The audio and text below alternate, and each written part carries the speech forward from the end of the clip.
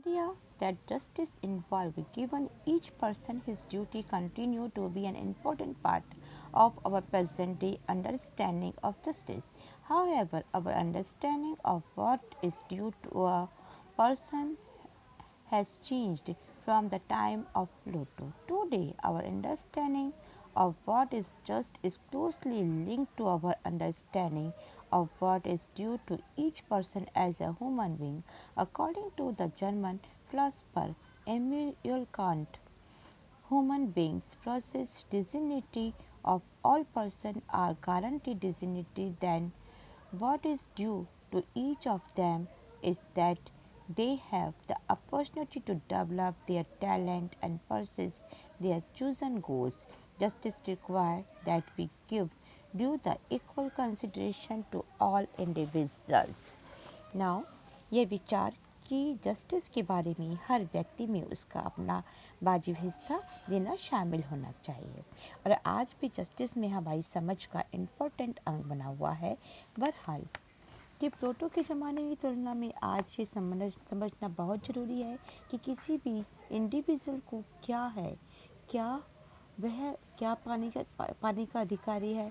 और आज जो जस्टिस की हमारी समझ है, इस समझ से गहराई से जुड़ गई है कि ह्यूमैनिटी होने के नाते हर व्यक्ति को क्या मिलना चाहिए।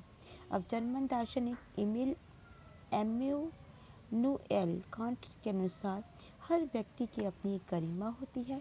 अगर सभी इंडिविजुअल की अपनी गरिमा को अगर वो स्वीकृत करते हैं तो उनमें से हर एक का अपना कुछ प्राप्य होना चाहिए। उन्हें अपनी टैलेंट, अपने डेवलपमेंट, अपने गोल की पूर्ति के लिए अपॉर्चुनिटी मिलनी चाहिए। तो जस्टिस के लिए ज़रूरी है कि हम तमाम व्यक्तियों को समुचित करें और उनको बराबर की अहमियत दें। नाउ नेक्स्ट टॉपिक है आपका इक्वल ट्रीटमेंट फॉर इक्वल। हर एक के लिए समान ट्रीटमेंट होना चाहिए। इक्वलिटी को बनाए रखने के लिए समान लोगों के प्रति समान बर्ताव भी किया जाना चाहिए। तो although there might be a broad agreement in modern society about the equal importance of the people, it is not a simple matter to decide how to give each person his and her due. A number of different principles have been put forward in the regard. One of the principles is the principle of treating equality. It is considered that all individuals share certain capacity as a human beings. Therefore, they deserve equal right and equal treatment. Some of the important rights which are guaranteed in most liberal democracies today include civil rights such as the right of life, liberty and property, political right like the right to vote, which enable people to participate in political process, and certain social rights which would include the right to enjoy equal opportunity with other members of the society.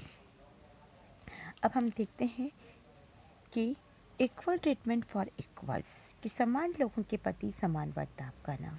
कि अगर आप इस समय या important आप देखते हैं modern समाज के लिए कि मॉडर्न समाज में सभी लोगों को इम्पोर्टेंसी देने के बारे में सभी की सहमति होनी चाहिए, लेकिन निर्णय करना इतना आसान नहीं होता है कि हर एक इंडिविजुअल को हम कैसे उसको जो चाहिए वो दिया जाए।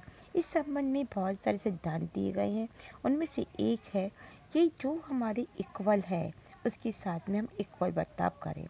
यह माना जाता है कि मनुष्य होने के नाते सभी व्यक्तियों में कुछ समान करैक्टर या विशेषताएं होती है, इसलिए वे समान अधिकार और समान बर्ताव के अधिकारी भी होते हैं।